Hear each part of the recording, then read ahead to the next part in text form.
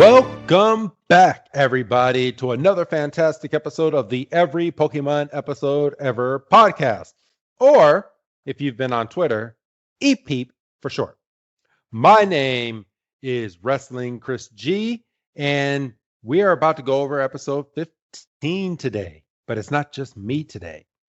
So, on the other line with me, he is the one that got his ticket late. It's good old Dougie Fresh. Dougie, man, how you doing? Yeah, that ticket stuff, especially with recent events, kind of gave me anxiety. So that's not fun. COVID's a bitch. COVID's a motherfucker. And I kind of take issue with your intro. It's never just been you. I kind of say that every single week, don't I? Yeah, it's never just been you. We've done 14 of these. We're doing 15. I mean, it's never just been you. It's not like I'm a surprise. I'm not doing a run-in on this son of a gun.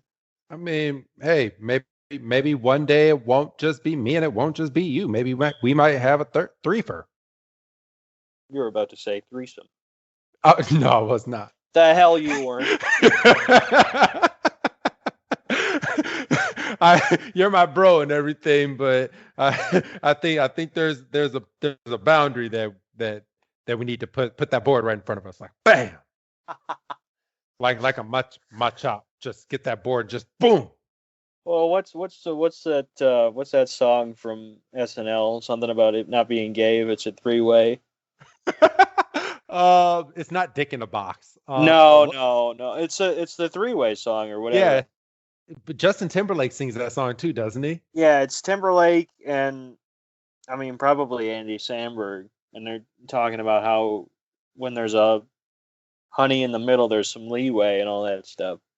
Okay, hold on. SNL. Now, wait a minute. Be careful now. You can't be putting copyright. Make sure your volumes. Oh no. Three-way song. Let's see. What does it come up? Oh, it's called Three-Way, the Golden Rule. The Golden Rule. That's it. There you go. Yes. Say, wait a minute. We can't afford to be getting a strike now. It's Justin Timberlake and Lady Gaga is what they have on here. Okay. Yeah. Oh, that's right. I forgot she used the female part. Yes, she was. And Samberg. And okay, so it was Samberg. Yeah, I couldn't remember who the female was or the female vocals were. Yeah. So there you go.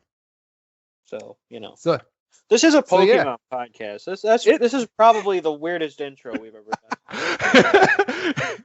Well, you're the one that brought up three ways. No. You were gonna start and you veered off the last second. Well, you didn't have to point it out. Excuse me for having decent hearing. Shut up. So today's episode that we're going over, a peek behind the curtain. We're kind of doing a twofer tonight because we thought this was a two-parter episode, which we found out could possibly classify as a three-parter.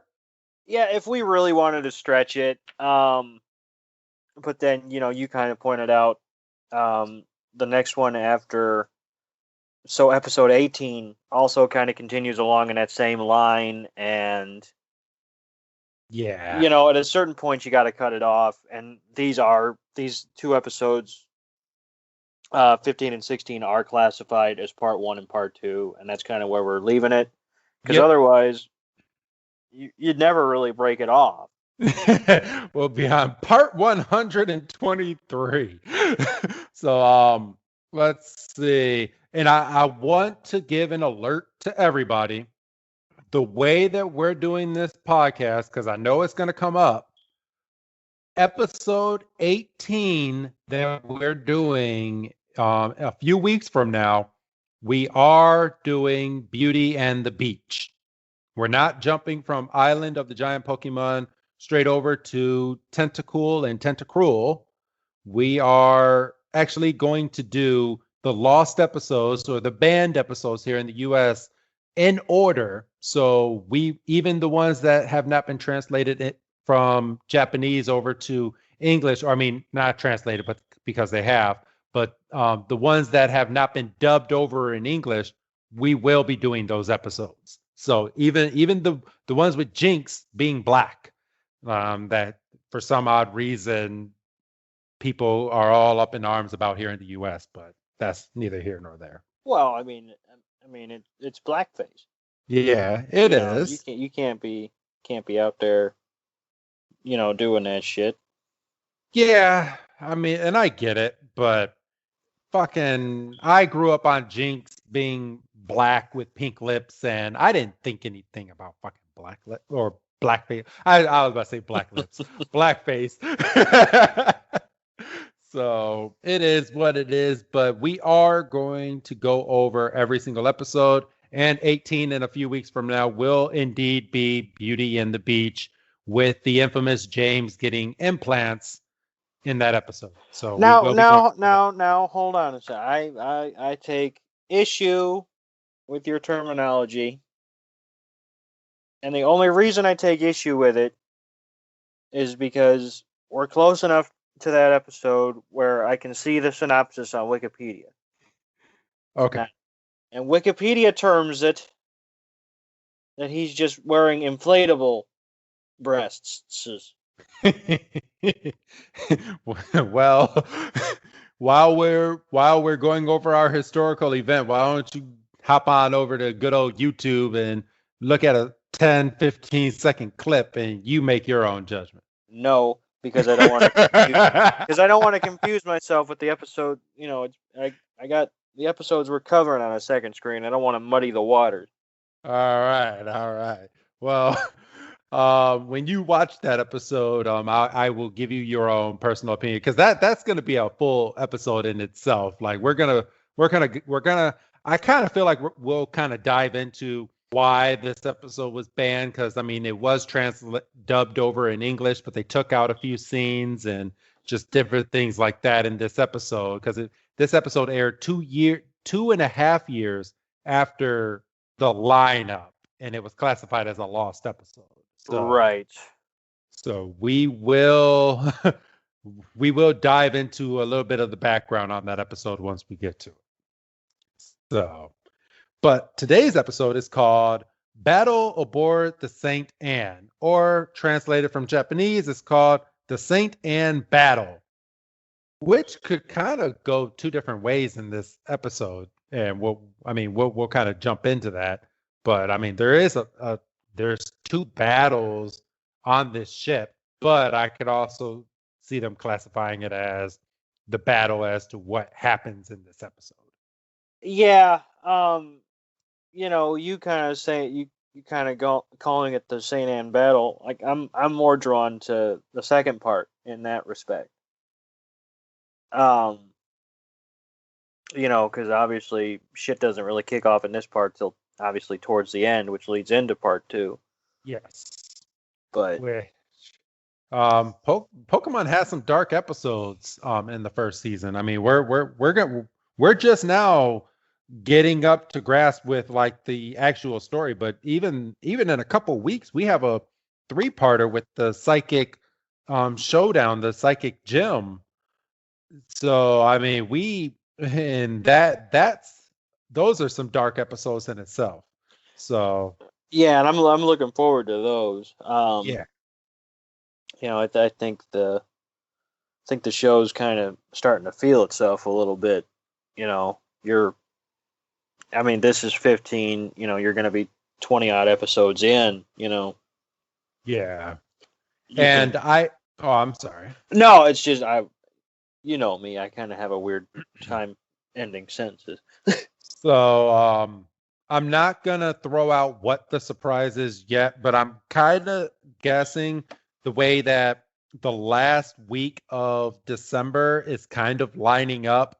How if we continue our trend right now, we're going to be doing part 1 of the Psychic Showdown episode the last week of December before 2021. So I might pushed that episode to the first week of January, and me and you were talking about a little holiday surprise for our fans. So I think that might go out that week.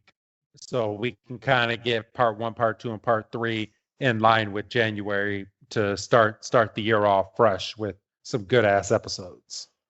We've been talking pretty much throughout the day, and it's just kind of crazy to think that we're that far ahead. I know. So, we've told people we do like one or two episodes every time we record. So when you're hearing this episode, this is probably about 2 months. We recorded this episode about 2 months prior. Yeah. So, yeah.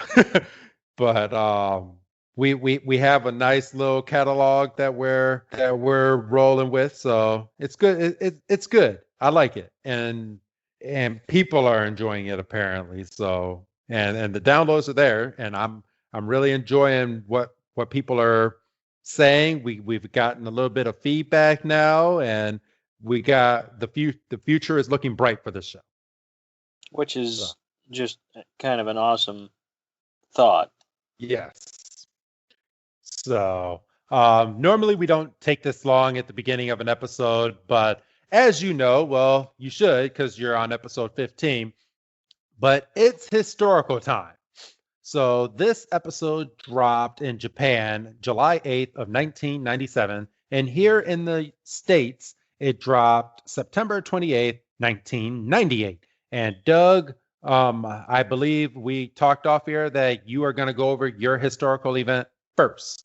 Yes, because mine happened all the way back in 1938. It's not only it's a sports happening, but it's Cubs related, so that cinched it. The freaking Pope could be born, and I'd probably still go with a Chicago sports related thing.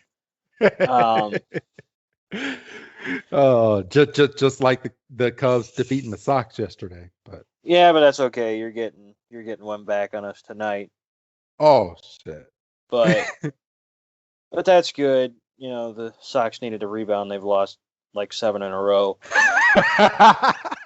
Had to get that last rub in. I mean, at one point, y'all were in discussion for the number 1 seed in the American League, and at this point, you've dropped all the way down to 7.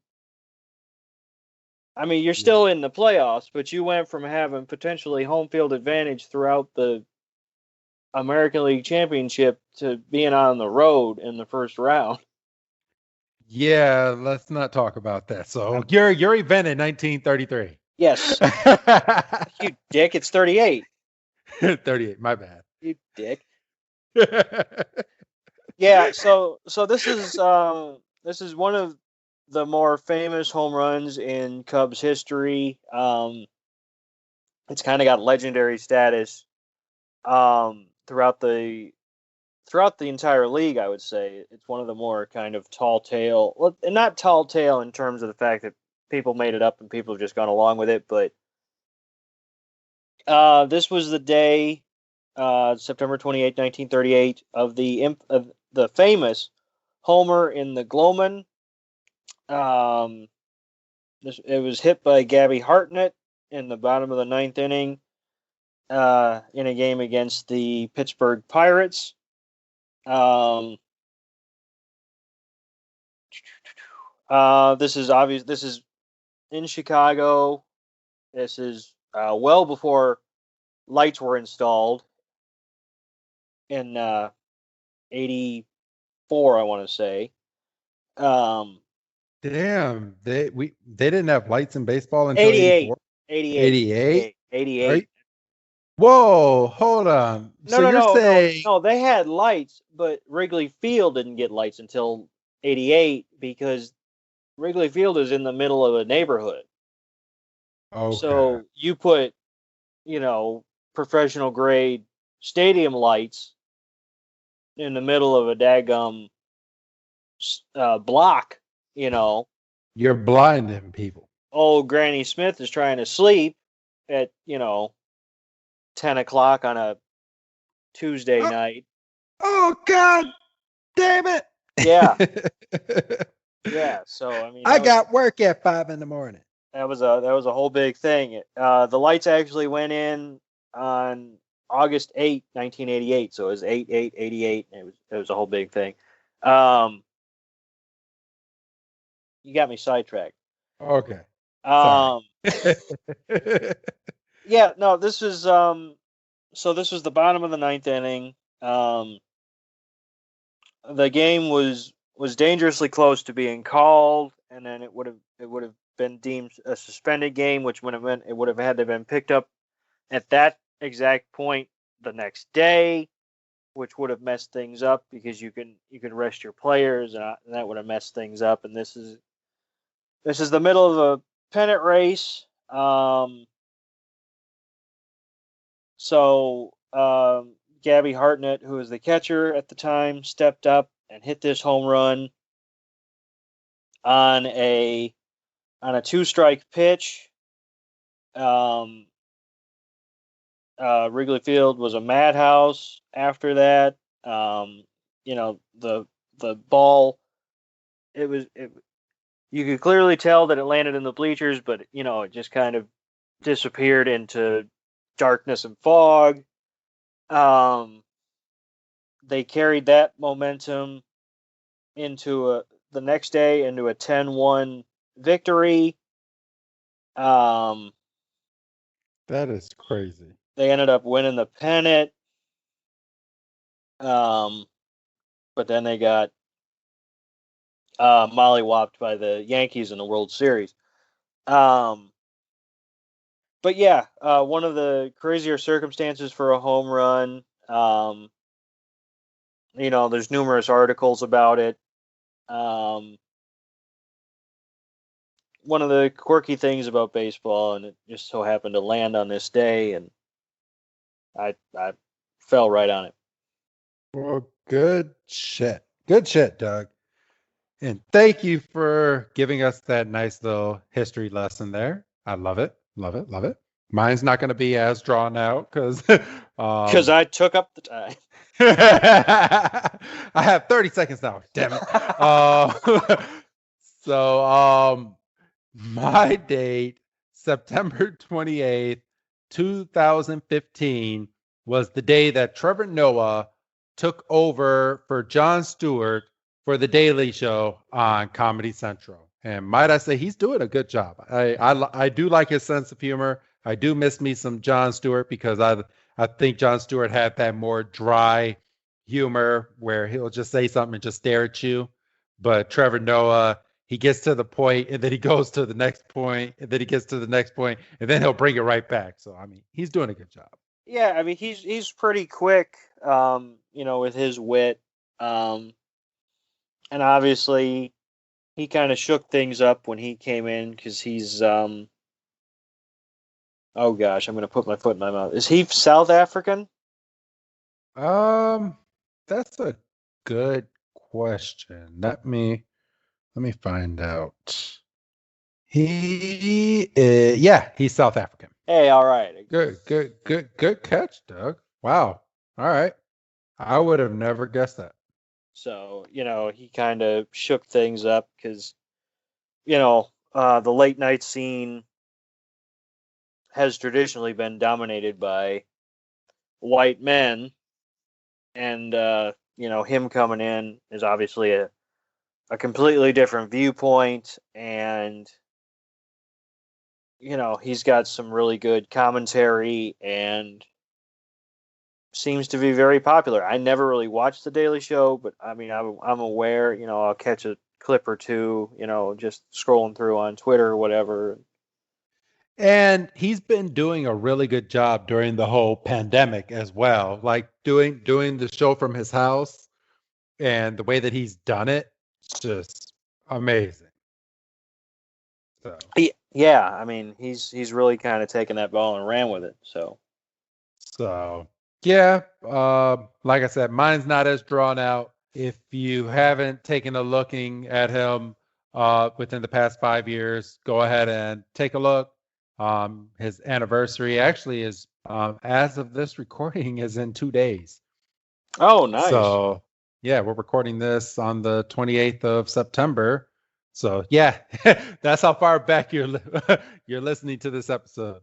But yeah, good shit. I like it. So, all right. So, you ready to get on into today's episode, Dougie? Definitely. These were, I mean, it's going to be hard to not talk about next week's episode, but these were some pretty eventful episodes. Yes. So, all right. So, in our episode today, let's see. We start this episode with Ash Ash and the gang walking across a bridge into the next town that they're going into so they can try to catch a boat to go to their next town. And Ash is gleaming from ear to ear because he just won his Thunder Badge. And we got cocky Ash again. Well, yeah, but this one's warranted. Because he and Pikachu stuck to their guns last week, and it paid off. And I think he's allowed to spike the football a little bit. He is. And the fact that Misty's not giving him shit at the beginning of this episode for once is a plus. Yeah, she's smiling just as much as he is. So, so after he's gleaming from ear to ear, we get the title of the episode, and we now meet up with the gang standing right in front of a big, huge boat, which they call the St. Anne. And Misty is kind of got the sparkly eyes, and so does Ash, but Brock has to kind of tear them down and go, yeah, we'll never be able to afford a ticket to get on a boat like this. And Misty just crumbles. Yeah. Just bang. Just they're all down because Brock says it, and as Brock says it, Brock gets a gloomy face like, I want to be on that boat. There's a lot of pretty girls on that boat. Yeah, we get proper horned up Brock here in a couple minutes. Oh yeah, I can't wait to get to that part. But as the gang is looking down and all defeated and trying to figure out how they're going to get to the next town, here comes two schoolgirls. We'll jump into who they are. I mean, obviously, it's Team Rocket. No. You didn't know? No way. I mean, yeah, that's had blonde hair. I know, but fuck out of here! Just stop. Get the fuck out. Quit. Cut the shit. Knock it off. Tell me you were not attracted to the blonde haired. Well, I had all kinds of weird feelings that I'd rather not discuss. Oh shit. Okay. So these two schoolgirls who are Jesse and James dressed up, they had their tan on in this episode. They're a different color. They're a nice orangey color. They both have on lipstick. And I you see, these episodes can't air today because then you have people all up in arms. But I think this is fucking funny. You can't do anything these days without looking over your shoulder twice. I know, but I think this is freaking hilarious. But Jesse pops up and goes, "Hi, you are today's winners, and today you win 3 tickets aboard the St. Anne." And Ash, Misty, and Brock are kind of skeptical on it, but of course they end up taking the tickets. Well, yeah, because I mean, after about 5 minutes of being coerced into it, I mean, it's a free ticket on a luxury ship. Yeah, but and I kind of jumped the gun. How about every single time that Jesse is telling Ash that he's won these tickets, James is in the background going, "Oh!" Hated that. Hated that. with his nice little lipstick that he has on, just like, "Oh!" after every line that Jesse was saying. You hated Hated that? it. Hated it. Once or twice would have been fine, but every time there was a goddamn pause in the sentence, yeah, no, it wasn't. He wasn't just saying. It was cool. Yeah, cool. Yeah. Oh. Hated it. Hated it. Like nails on a goddamn chalkboard. Oh yeah, he's like, cool. I'm listening to it right now. It's just Yeah. hilarious. But yeah, they end up getting the tickets and hold on. Oh yeah. She's she's saying, "Oh yeah, Brock goes, we don't have the money to pay for these tickets." And Jesse's like, "Oh, but it's totally free." And it's like, "Huh?" And she's like, "Totally free." And you got James in the background going, "Oh." I was. It didn't happen, but I was like low key expecting Jesse to just break at one point and go take the freaking, why don't you take the darn tickets, you lucky so and so. I know. So yeah, after that, they go and stand right in front of the St. Anne boat. And obviously these are actually actual legit tickets. And it li- like does Giovanni know that they're trying to get this Pikachu or I mean I guess we find out later on that there's other Team Rocket members that are gonna come on board as well, but how did they get these tickets is what I want to know. Well, because it was never really explained, but I kind of rationalized it that Giovanni bought up the bulk of tickets, if not all of them, and they've steady been spending, however long, just distributing them out to Pokemon trainers because everyone's a Pokemon trainer on this ship. We come to find out. Yes. And oh man, okay, so this part got me too when I was watching it. So as Ash, Misty, and Brock are looking on at the St. Anne, in the bushes are Jesse and James going, "Oh yeah, we got him." And James doesn't break his little schoolgirl character and goes, "Oh, but don't I make such a pretty, cute schoolgirl?" And Jesse just pounds him in the head and grabs him by the collar and just starts dragging him away. Just Like whops them. Just bang. so but yeah, after this we go into this lighthouse which looks like it's a big like Team Rocket lighthouse because it's fixed right into like a phone call with Giovanni, which we still don't see his face. He's still all blacked out. And Meowth hits the button. Jesse and James are in there now as well. And they talk to Giovanni about getting on this cruise. Um, and it's been a minute since I've watched um these episodes. Obviously, um, does his voice stay modified like that the whole time, or does that something that goes away eventually? No, it does go away. I thought so. Once Giovanni's face gets revealed in the episode or in the series, his voice is a normal like boss voice, like just big macho man voice.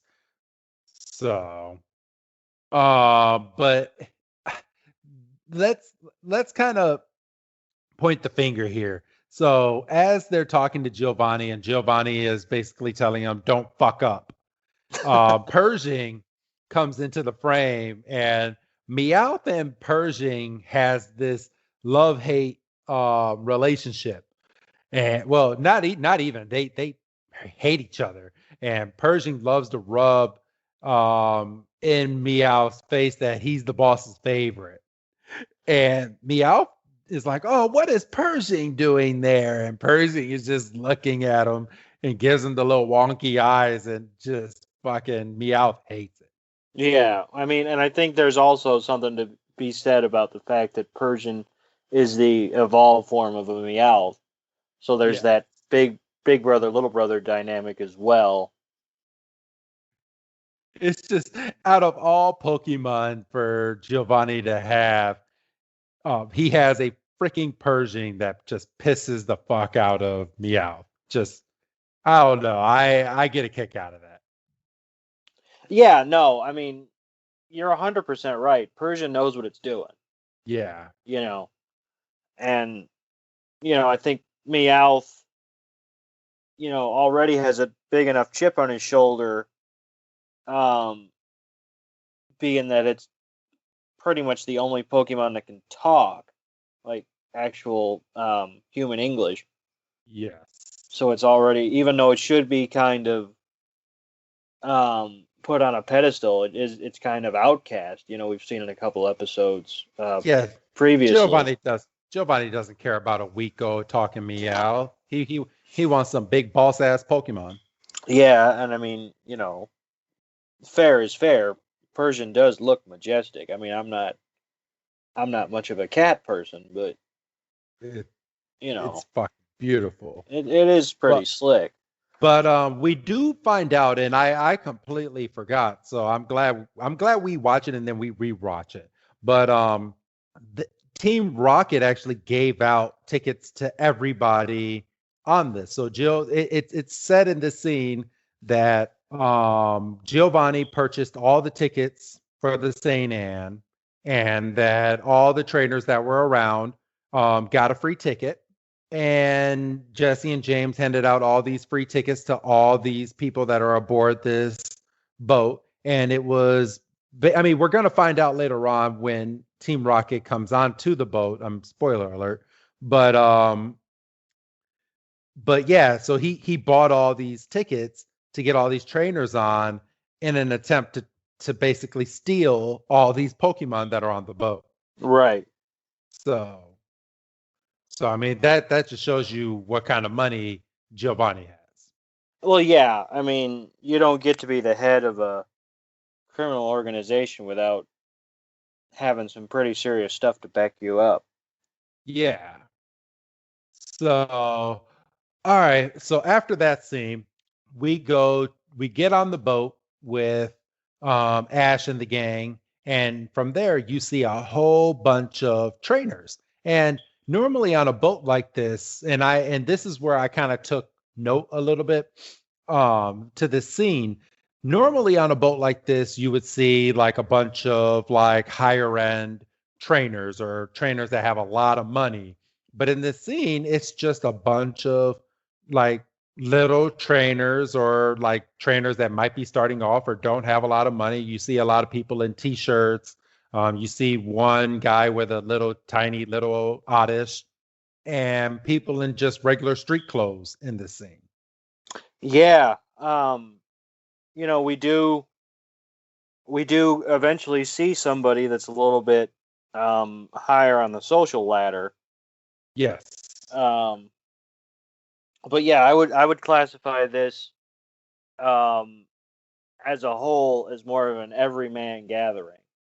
And not only that, but you and I'm kind of skimming through as you have two trainers showing off their Charmanders, and one trainer pops up in the middle and goes, "Well, look at my Squirtle." And all of these kids they look like starter trainers. They look like they're 10 years old.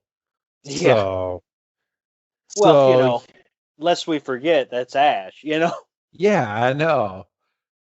So, after that, we go straight into the very first Pokemon battle that is on the Saint Anne.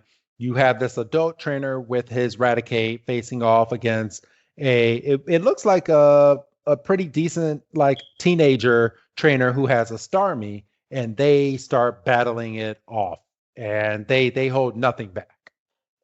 Yeah, they hold nothing back, but they kind of go move for move. Um, Eradicate. tries for a high kick. Starmie counters. Raticate eventually hits Fang attack and cracks the jewel in the middle of Starmie. Starmie gets no love in this series in the beginning of the Absolutely series. not. I was about to say the same thing. Like if you're a trainer in this, especially in season 1, and you have a Starmie, keep it hidden. Yeah, don't show that motherfucker. So, the trainer with Eradicate says, that was a good battle. Don't be too upset. It was just a practice battle. So, or exhibition or whatever he said, and I'm sitting there going, all right, if this was just a fucking scrimmage, basically, why the fuck did your rat just crack this poor Starmie? Yeah, for real. So it was after that, of course, Ash gets a big head and just wants to go in and battle now. And I was so pissed here because he's not so much that Ash stepped up to battle, because I mean that's what Ash does. I mean, this wouldn't be much of a series if your main character didn't throw themselves into shit all the time. But why in the hell did he throw out Butterfree? You've got Pikachu sitting right there. You've got Charmander, who you've used as nothing but a freaking basically a Swiss Army knife since you've gotten him. Well, like equal trainer rights. Like he wants to train all his Pokemon. If you just send Pikachu out there all the time, how are the rest of his Pokemon going to get the experience? I suppose you're right, but I don't know. Butterfree, really? Yeah, and it's from there that they start battling, and we now see Jesse and James on the boat, and they have no disguise on other than being bartenders. Yeah, I mean, they don't have the hairdo that they had at the beginning, and they're just, I mean, they've got, staff uniforms and all that, but that's where it ends. Yeah. So it's from here, and the battle goes and starts, and Butterfree and Raticate are actually going toe for toe. Yeah, kind of shut me up because Butterfree's out there hustling. To make a long story short, and this made me throw my goddamn fork. Oh, jeez. Because Ash was about to finish off this Raticate, and the guy just walks up and just picks him up. All right, that's enough. Yeah, and that pissed me off too. They're going toe for toe, and Ash gets salty, and I mean he in his defense, it looked like he might have actually won this battle, but as he's getting ready to do his next attack, the trainer just picks him up, and Ash is like, "Yeah, you picked him up because you knew I was about to win." Yeah, I mean, and he did kind of pout, but I was like, okay, I don't usually do this, but you're right, I mean, because I was about to win, because he was. He was about to win, and the trainer did not want to lose in this battle. So it is what it is, but it pissed me off. But now we get to a running joke, and what I say by running joke is this next scene is played through about maybe 4 times as I'm watching in the future in the series. This guy who sells James, he's a guy, and he has a Magikarp. Right. And he's looking at these Magikarp, and he goes, "Oh, you want this Magikarp?" And he's talking to James. "Oh, you want this Magikarp because this Magikarp will give babies to other Magikarp, and when you have these other babies, the Magikarp evolves into a great old Gyarados, and you can sell these Magikarp for millions and millions of dollars." Millions Millions of dollars. Sorry, wrestling reference. I mean, it doesn't help that I did it when I was watching the episode by myself. So if anybody would have poked their head through my window or something, I would have looked like an idiot. Um, but yeah, I mean, well, this guy's math is fucked in the first place. Yeah. I mean, and we don't have to go into it, but his math is fucked, and James is just eating this up hook, line, and sinker. Oh yeah, James is eating all of this up. So he's like, "Oh, a Magikarp. Ooh, I can make millions and millions of dollars." And first off, if you can make millions and millions of dollars, why the fuck would you be selling the Magikarp? Why wouldn't Right. you? Okay. And do you not know about Magikarp? Well, And we've established in the 14 episodes we've done this. James is an idiot. yeah, You know, period. End of sentence. so he talks James into getting the Raticate, and I mean not Magikarp. Raticate, Magikarp. And then we did that because I was getting ready to say the who's that Pokemon because we didn't give it at the beginning of the episode, but it is Raticate. Really? Yes. Huh. Yes. The who's that Pokemon in this episode is indeed Raticate. Oh, interesting. So this seller sells James this Magikarp and basically takes all his money. But what I was getting at right at the beginning of this is this same guy comes back in the series like 4 more times after this episode, and he's his main thing is he cons Team Rocket. He He comes all back, but yet we can't get freaking AJ or who is somebody else we wanted to come back hasn't come back. we don't get AJ to come back. We don't get the kid from the school to come back. Yeah, him. There was one of and there's a couple. But so the vendor that is pulling fast ones comes back 4 times, but we can't get an actual fleshed out character. Yes. Swell.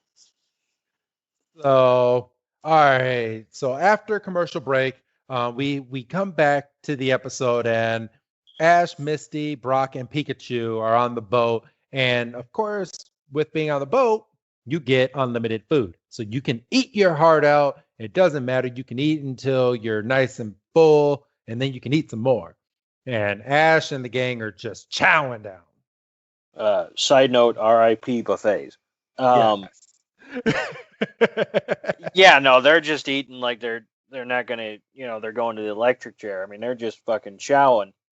And this guy, the guy from the battle with the top hat, comes up with his wife, or I think it's either his wife or his escort. I'm assuming I'm gonna take the benefit of the doubt, and I'm gonna say wife. Okay. Or at the very least, girlfriend. I'm gonna go escort. Well,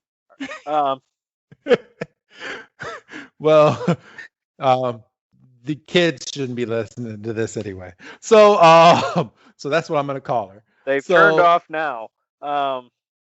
But we come back, and he comes up over to Ash, and immediately Brock is just smitten by this guy's wife or escort or what you call it.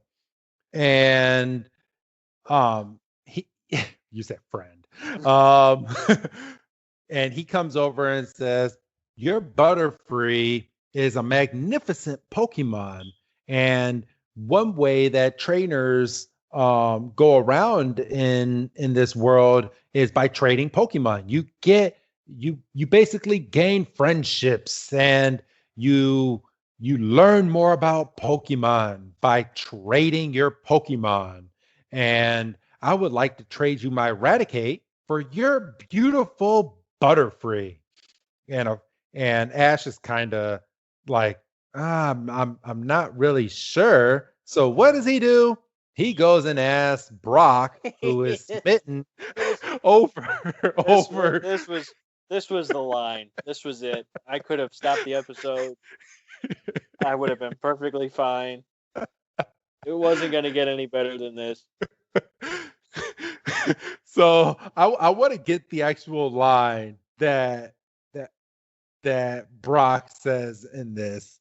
Let's see. Hold on. Okay.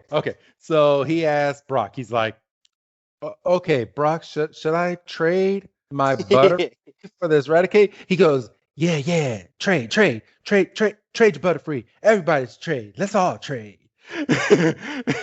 I died. I was.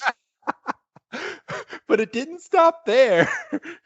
He the girl was like, "Yeah, you gain really good friendships when you trade Pokemon." And Brock puts both of his fists up in the air and goes, "Yeah, yeah. Hold on. I wanna say it the way he says it. He's like, "Yeah, friendship. Let's me and you start a friendship right now." I was done. I was like, "Oh man, this is like horned up Brock, like to the max." Like Brock gave no shits. No, I mean, he was just like, I'm on a boat. This woman's hot. She technically has nowhere to go. Like, obviously, she's an escort. Now you quit that.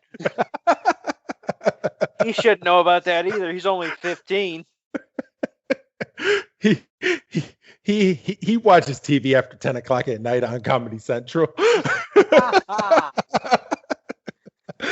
don't do that anymore. I know, but this was made in the 90s. He watches HBO after 9. Yeah, well, they don't even do that anymore. Oh shit! They got rid of all the good shit that we grew up on as kids. Dude, it's completely not how even. How do they not have Skinamax anymore? Dude, I don't know. It's all straight movies, man. They don't fuck around with that stuff anymore. Oh man, I remember watching some stuff as a horned up teenager back in the day, but that's neither here nor there. Man, I can't believe they got rid of that shit. But yeah, Brock is the one that talks 10-year-old Ash who knows nothing about trading. He is now being introduced to trading. Butterfree was basically the very first Pokemon that he's caught. And he is just, "Oh, okay, well, Brock, if you think I should trade this Pokemon, I mean, I'll go ahead and trade it for Raticate." And they walk over to that nice little machine that they had there. And this is like kind of a callback to the video game, because the animation they used in this was straight out of Pokemon Red and Blue. Yeah, I mean, this was, there might have well been some kind of cable involved with how much of a throwback this was. Yeah. You remember those old USB cables that you would hook up to your Game Boy back in the day to trade Pokemon? Oh, for sure. Like, were you a child to be blessed with at least 2 Game Boys so you can at least trade back and forth with yourself? Or, or was it your brother? I was gonna say I did have a brother, but every now and again he would be off doing something, and I'd snag it for a couple minutes. Were you the brother that stole his Pokemon? No, I can honestly say I never stole. If he didn't want to do something, we wouldn't do it. But I would take his Game Boy from time to time and be like, I need to do this real quick to accomplish this or something. Like I need to trade you and then trade back so my Pokemon would evolve. Those. I remember back in the day that, and I'm pretty sure they still do it now. But I mean, I kind of cheat in my DS games. I can't really do that with the Nintendo Switch like I first attempted to do. Had to buy a whole brand new Switch because I hacked first Switch, got banned off online, and can't really play the Pokemon events that go on with the new game. Yes, you're a dirty cheat. Yes, I'm a dirty cheater. But yeah, they go over to this big machine and they swap the Pokemon. You see the Raticate and the Butterfree go through the machine, and then the balls replace each other on each side, and Ash takes it. And Ash still at this point does not feel comfortable with having the new Pokemon, the new Raticate. He wasn't comfortable for 1 second. No. He, And I blame Brock. Brock and his damn penis. Like, well, yes and no. I mean, at the end of the day, it is Ash's decision. he's 10 years old. That's enough. Is it really? The shit he's been through, yeah. So you're telling me, okay, so that's like me going over to my son. So me and I'll put the curtain back a little bit. So me and my son play Pokemon Go. We are hardcore Pokemon Go, like family, like me and my son. Right. And my son in Pokemon Go, they give you Stardust for every time you catch a Pokemon. And my son got to the point where he wasn't kind of being smart with his Stardust. So you can either use your Stardust and trade Pokemon and you'll lose Stardust that way, or you can power up your Pokemon and lose Stardust that way. My son, about maybe a month and a half ago, got down. He had like 500,000 Stardust. I'll just put that number out there. He got down to 46 Stardust by powering up all his Pokemon. And then came over to me and wanted to trade Pokemon with me. I was like, bro, I was like, you used up all your Stardust. Why'd you do that? He's like, I didn't know that that's what it was doing. I was like, yeah, you used it all up. So he finally got all his Stardust back, and he's now wanting to trade Pokemon with me, Pokemon that I don't have, Pokemon that he don't have. But that's like me taking his Mewtwo and giving him a Machamp. Like that's completely taking advantage of a trainer. Like I can get any Pokemon off of my son because my son is like, oh, I'm all team dad. I'll get my dad anything to make him happy, and I'll get a Pokemon that I don't have. But he's not thinking of the value of the Pokemon. Yeah, but he also has to have some kind of understanding that you're not going to kick him in his dick about it. Yeah, that's true. And I don't think that a Butterfree for Eradicate is a bad trade. It's not, but with Butterfree being your very first Pokemon and you only have 7 Pokemon. Well, no, and I understand that. But that's where you kind of have to decide. Are you going to keep your emotions in it, or are you just going to try to be the best trainer and, just treat them as they are as Pokemon? I mean, it's the same in, baseball or basketball when people get traded. Fans are pissed because they've committed to these players and they just, they watch them come and go every year. The old saying is you don't really root for a player, you root for a couple of pieces of laundry. Oh, Yeah. I get it. Like LeBron's on the Lakers, right? Yes. And he's doing great, right? Like they're a win away from making the finals. Were you rooting for LeBron 5 years ago when he was fucking? Wait, let's see, 16. When he was with Miami? Yes. Bullshit. Okay. No, I was not. Right. So, but LeBron's on the Lakers now, and because the Lakers are doing well, you're like, oh fuck yeah, I'll walk through fire for LeBron, and all that stuff. But if he were to leave next, which he won't, because obviously he's in LA, he's where he wants to be, he's making Space Jam 2, all that stuff. is Space Jam 2 actually even a thing? I think so. I mean, I don't know where it is now with everything. The last 6 months have kind of been stupid. But yeah, it's definitely a thing. Okay. Because he was putting stuff on Instagram, like from set and stuff, all the time. Oh, okay. So, but yeah, all right. So yeah, Ash was kind of thinking with his heart, and he was hurt immediately. And Brock was thinking with his dick and got nothing for it. And got nothing. I don't even think we see that girl again. No, we don't. Oh, we do. Later on, but we'll get back to that. So we immediately go into Jesse berating a dumb ass James who spent all of their hard earned money on a damn flopping around Magikarp. Just hilarious. Yeah, and I mean it would be one thing if it was just his money, but he took her advance as well, so she's like doubly pissed now. And Well, she's like, "You." hers and Meow's. Because She's like, Meowth gets money too for some odd reason. "Yeah, I never quite figured that out. I just kind of moved on." Um, so she's like, "You go back there and get my money back for this stupid fish, you idiot." So And and not even just that, but he James thinks that he's like top shit because he has a gold Pokeball that the Magikarp came in and Meowth goes, "That's not gold, that's gold plated." And he just scratches it and James' face is just astonished. He's like, "Did you just scratch my gold Pokeball?" for some reason, I have like the most vivid memory of this line. I don't know why, but like as it was coming up, I got like it's just a throwaway line, but I got goosebumps. I was like, okay, why are you sticking with me?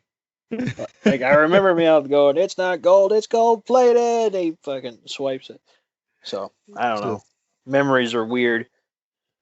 so but yeah, it's just funny. It just yeah, Jesse goes, "You better give me or go get our money back." She punches him and his tooth flies out of his mouth and she's just pounding the fuck. There's a lot of violence within this first season. Yes, very much, especially to James. But we've established James is an idiot. Yeah, well, you get male on female violence, you get male and female on animal violence. You get animal cruelty. You get all that in this first season. I don't think you really get. I mean, they're not as hardcore later on because I believe the U.S. basically told the Pokemon like, "Yo, we're airing these episodes to kids. You gotta kind of tone it down in the second season." You gotta calm down on that shit. So all right, but from there we go to Ash looking out of a window at his Raticate Pokeball, just kind of thinking and kind of down. And Misty comes over, and Ash is like, I'm not sure if I should have traded my Butterfree. Butterfree was my first Pokemon. And and I'm sitting there going, you couldn't have thought of this as you were fucking doing it. Like, So nope, you're not gonna sit there and tell me that he was pressured into doing this trade. no, he wasn't. Well, he like I said, he's a young kid. He doesn't know much about trading. He was kind of cornered because this guy comes up who's a very grown adult. And you can't tell me he's not an adult. So he's a very grown adult, comes up to this kid and goes, "I want your Butterfree, I'll give you my Raticate." And you got Brock, who it seems like Ash kind of looks up to for advice and stuff. And Brock goes, "Yeah, go ahead and do it." And now he has this Raticate. He doesn't want the Raticate anymore. Right.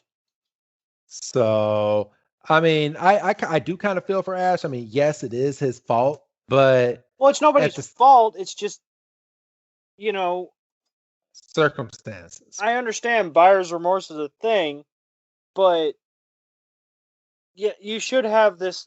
If you're that attached to your Pokemon, which we have established that he is, because he saved Pikachu's life. He just had a heart to heart with Pikachu, before this gym battle. Yes. These feelings aren't out of nowhere.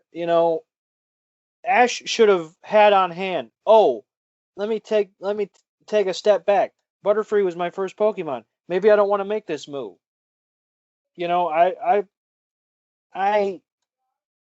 it's not that I feel bad, and I mean, skipping ahead a little bit. Obviously, it all comes out in the wash anyway. Um, Yes. it's just I wasn't a big fan of this whole "woe is me, I want my Butterfree back" stuff. That's true. So after his talk with Misty, because his go-to is kind of, is that trainer going to care for my Butterfree the same way I cared for my Butterfree? Right. Once again, putting his feelings into it. Yes. You know. So from that talk, we don't really get a definitive what's going to happen next with Ash. We jump into what looks like Giovanni is looking at all the cameras that he has set up on this Saint Anne boat, which I'm starting to think that this is his boat because how does he have all these cameras on this boat? It could be. Yeah. Which So which would explain why he was able to just. Well, no, give because James asked him. He's like, "Should we really be giving these tickets away for free?" And he said it's a mere drop in a bucket. yeah, true. So but yeah, Giovanni is looking off inside of this boat, and what we don't know yet is he has a plan that's getting ready to drop. So he's waiting for his plan to drop, which is going to be Team Rocket jumping on top of this boat and trying to get all these Pokemon from all these trainers, which is the next thing. Right. So, you know, um, James is very unenthusiastically in the process of trying to track down this vendor that, sold him essentially the bag of beans. Um, Yes. and Jesse's like, you snap out of it. We've got work to do. And it's about at that point that shit starts kicking off. The jabronis from Team Rocket come in, and the first couple of people here were idiots because they just walk up to him and give me your Pokemon. Like, fuck off, dude. Yeah, for real. And the guys are like, "Well, don't make me take these Pokemon from you." And of course, Ash is the first one to speak up amongst all of this and go, "Well, if you're going to try to take our Pokemon, then you know what? We're going to battle you." And then everybody, well, actually, first, Team Rocket has these like little suction jet things on, and they're sucking all the trainers' Pokeballs into their backpack. So as they're doing this, Ash is like, "You're not going to take my Pokemon. Let's all battle." And they all start battling on You top of know, this boat. there's groups of Charmanders and groups of Bulbasaurs and A groups of lot of Pikachu's. which I swear they reused this exact clip from. The second episode. Yes, okay, so I'm not crazy. No. So people they in anime you will see from time to time certain clips used from the past in a future episode, and they would hope that you don't catch it, but this was a blatant obvious one because it was a bunch of Pikachus jumping out of a box from the second episode, and they're using that clip on this episode. Yeah, I mean, I wasn't. Well, I was paying attention, but I wasn't like, I wasn't like scribbling down notes. And even I was like, I've seen that clip. Yes. So Ash sends out Pikachu, and then he goes on his belt and he throws out and calls out for Butterfree, but realizes that it's not Butterfree, it's Raticate because he had traded his Butterfree earlier in this episode. And I know I was supposed to have a moment where I went, "Oh," but my knee jerk thought was, "You idiot! You knew you just had a discussion with Misty, but you knew you had Eradicate in that Pokeball." Yeah. So, and it's from there, this whole battle's going on. But of course, Ash being in his feelings, I don't see how he had this moment. So he looks down at the Raticate and kind of reminisces on catching Caterpie and having Caterpie evolve into Metapod and having Metapod evolve into a Butterfree, all within this time frame that Team Rocket is trying to steal Pokemon. Right, like he's it's fucking chaos around him, and he's just having a goddamn montage. Yes.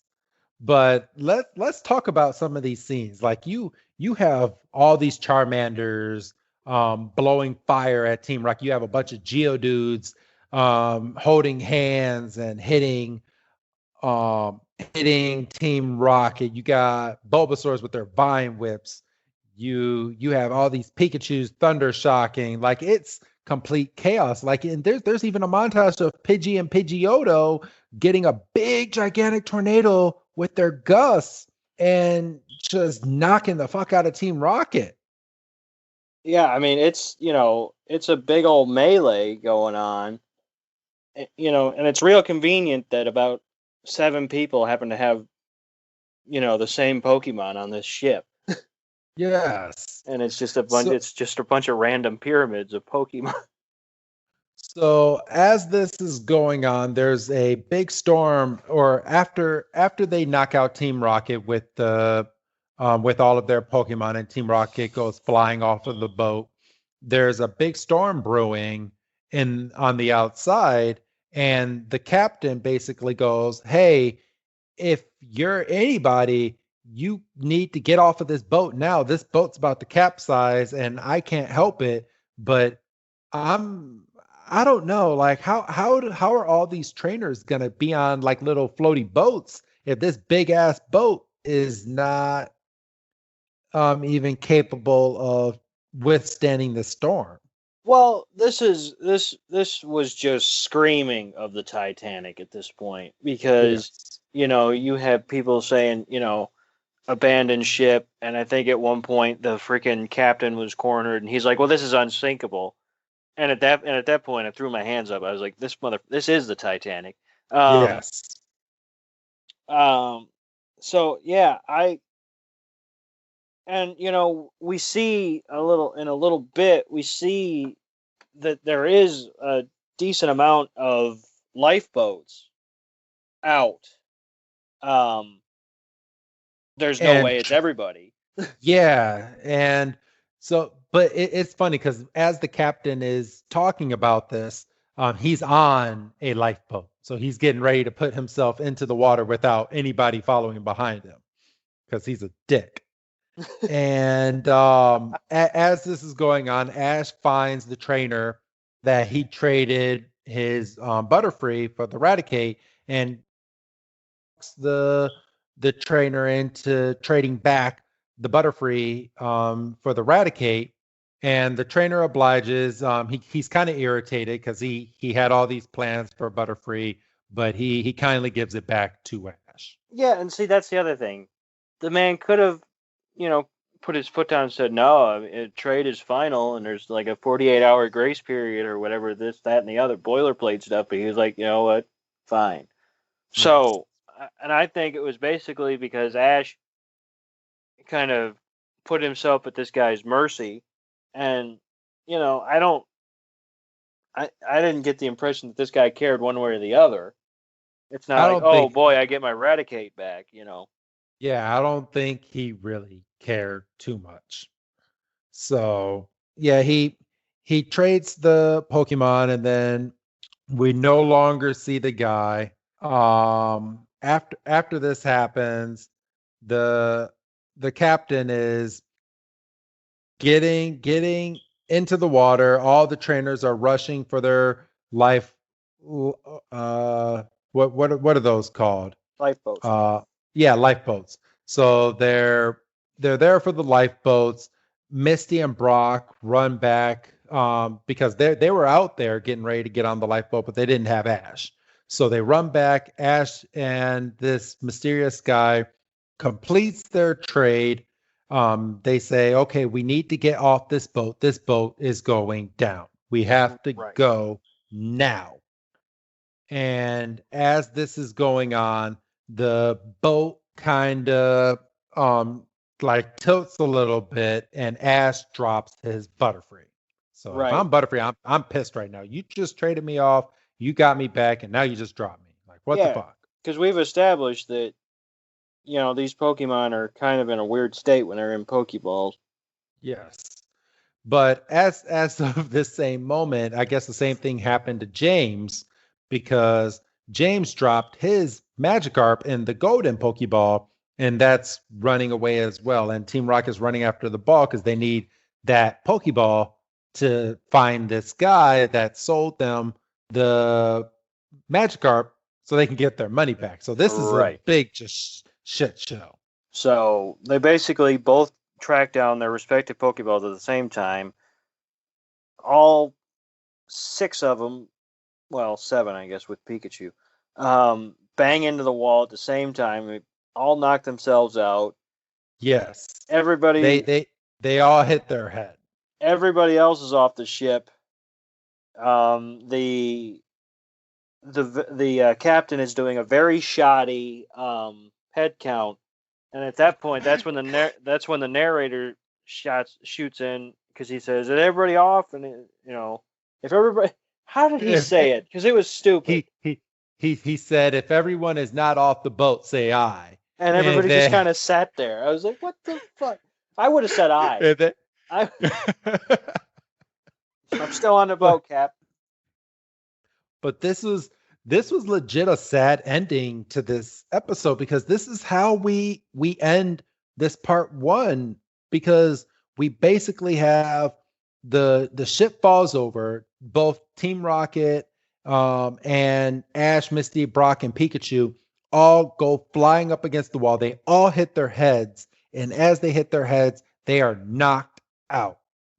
And so, like I say, the narrator kind of takes the ball because the captain's kind of like, "Good, everybody's off," and the narrator goes, "Not everybody, Captain," and he's like, as the boats begin, because we can see the boat has, officially capsized and is beginning to sink. Yes. And he kind of wraps it up. He's like, "Our heroes are trapped. Could this be the end?" And I'm sitting there going, this would be a motherfucker if you're a kid. I know. And you're getting ready for, heaven forbid, you were in a market where this went on before school. What if you're about to go onto a boat and you watch this episode? Well, that's like me watching Final Destination 3 the day before we went to Six Flags that one year. Oh man, I didn't know you did that. I've told you that. I've told you that 5 times since we've done that. I've told you that. Well, hit my head a few times. So. This is true, but that's you can't keep going to that excuse. So yeah, it's that's this week's episode, and we're left as on a cliffhanger. This episode again was called Battle Aboard the St. Anne, and next week's episode is called Pokemon Shipwreck. And you're listening to this episode, and I know last week we kind of left you on a cliffhanger podcast wise, where we kind of was throwing around ideas whether we wanted to basically throw both episodes out at the same time or not. And kindly, we're going to keep, because if we do that, we're going to start a trend. And we can't do that with every single 2-parter episode because we will have no back catalog at that point. So at this point, we are going to keep up the every Saturday morning at 8 a.m. Central Time for you to be able to listen to the episode. So you'll have to wait until next Saturday to listen to this episode. No, I don't. Part 2. I don't want to hear you cussing. No, I can hear you from here. No, I don't want to hear it. I know. You knew what you were getting into. You knew it was a possibility. Yes. But trust. And yeah, you're probably sitting there going, kids, when they watch the episode, they only had to wait a day, to see what happened. Well, that's not us. Tough titties. Yes. Yeah. Tough titties. That's podcasting. If we drop 2 episodes now, we have to drop 3 episodes when we do the psychic arc, and we don't want to do that because that's a good chunk, and that's 3 hours in one shot, and then yeah, that's not good for anybody. So yeah, Greg and Barrett, come back next week. We'll have the thrilling conclusion. We'll probably be having the same discussion next week about why didn't you drop this one and the giant Pokemon together, because it's basically a continuation, but it's not listed as a part 3, so shut up. And there you go. That's Doug telling everybody to shut up and just enjoy this podcast. It builds anticipation. Yes. So The payoff is going to be that much sweeter when you come back next week. When you see that episode drop in your feed, you're going to be happy that you waited. Because we're excited to bring it to you on a weekly basis. We can see by the numbers that we're getting out there that you're excited to listen. We know you'll come back, and I don't mean to sound cocky, but who the hell is going to leave on a cliffhanger like this? No, don't jinx them now. They'll be like, well, fuck you. We're going to fuck with your numbers next week. No, he comes in a couple episodes from now. So, but yeah, no, from this going on, we're gonna end this episode.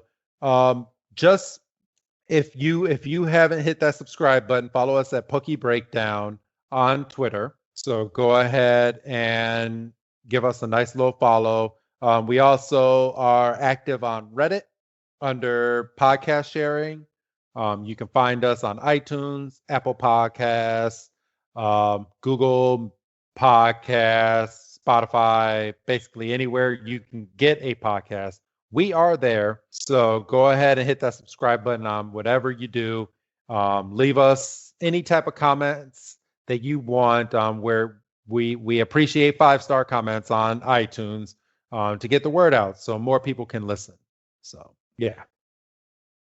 That's pretty much it. And hopefully me and Doug have been throwing around some ideas. We do have a Patreon. Currently, right now, everything is free. I just want to give everybody a notice. Once we hit into I believe it'll be around between 24 to 28, somewhere between those episodes. Episodes will drop one by one, and they'll only be accessible on the Patreon feed. So if you're listening to this in the future and you want to listen to some of these episodes, go ahead and hit up our Patreon at patreon.com/everypokemon. Our whole catalog is there, so you'll be able to listen. And we will be doing future movies on there as well, so which will be exclusive to our Patreon feed, which we won't fuck with our regular feed. The free feed is what I'm going to call it. Right. So we have some ideas that we're going to be throwing around to make the Patreon worth going for, but right now it's free. Go over there. The whole catalog is free. You don't even have to subscribe to our Patreon as of right now, even though we would encourage you to, because you'll get an RSS feed button. But right now you can go on there and you can click play. You have to have the Patreon app to be able to listen that way, but you'll be able to listen to all of our episodes dating back to episode number 1. But currently, as you're listening to this right now, you don't have that problem because every single episode is still on all of our platforms. So I just want to give everybody a heads up that sooner or later they will start dropping like flies. And the only way to get them is on Patreon. So, all right. Anything else that you want to put out there, good old Dougie Fresh? No, I don't think so. I'm just excited. We're in a pretty decent stretch. We've been in it for a while. I feel like these episodes just kind of keep ramping up. I feel like the show Pokemon. I've had enough of patting ourselves on the back. Pokemon itself, I feel like, is kind of hitting its groove in terms of a show, and I feel like that. It's not going to do anything but help all of us. No, yeah, it makes these episodes easier to do, because we're not struggling as much to come up with stuff to talk about other than X and Y and Z happen, and then we moved on. So yeah, it's real easy to do these shows. Yes, it's a lot easier than doing episode 1 and 2 that we done that we did back in the past. So I mean, I'm glad we got our groove going. Hopefully our groove gets even better. Hey Doug, I'll let you give your old goodbye, Doug. Goodbye, Doug. All right. And this is Wrestling Chris G telling you, make sure you tune in next week for part 2, because who only watches a part 1 of a 2-part series? Right. So, all right, next week's episode is called Pokemon Shipwreck, or translated from Japanese, it's called Pokemon Adrift. So make sure you get a good listen, hit that subscribe button, and we will see you again next week. Have a good night, everybody.